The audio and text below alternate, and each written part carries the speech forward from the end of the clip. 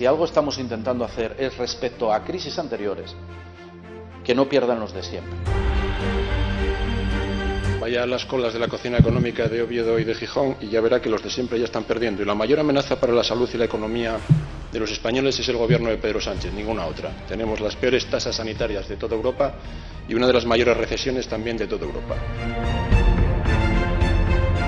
Los asturianos esperan algo más del presidente del Principado de Asturias, más allá de promocionar mascarillas para tomar sidra en vasinos de colores. Queremos un plan económico ya, señor presidente. Nosotros tenemos un presupuesto de 4.757 millones de euros y están hablando de 30 millones de euros para reactivación económica. Es una auténtica vergüenza. No iban a dejar a nadie atrás, pero los 400 euros acaban por no llegar. Acaba de anunciar que lo va a ampliar, pero todavía los que lo tenían que haber recibido no lo recibieron. Y una ayuda que llega tarde es dejar abandonada a la gente, y usted lo sabe.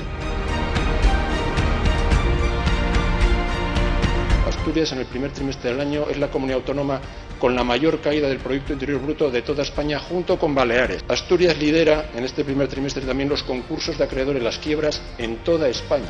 Al final tenemos 134.000 personas en Asturias dependientes de la prestación por desempleo. Creemos que pueden hacer mucho más que plantear esos evanescentes pactos de Fruela, que parece ya un animal mitológico, solo los conoce usted, el resto desconocemos en qué se sustentan y ya empieza a parecerse demasiado a la cooficialidad amable. Todo el mundo existe, pero nadie la conoce realmente.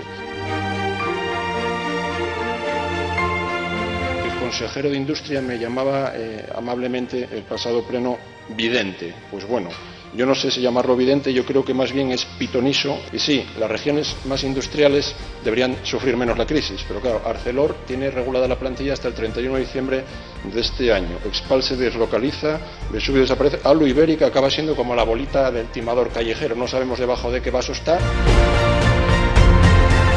Cojan las riendas de la economía, reaccionen, plantéennos un plan económico ya y hagan su tarea.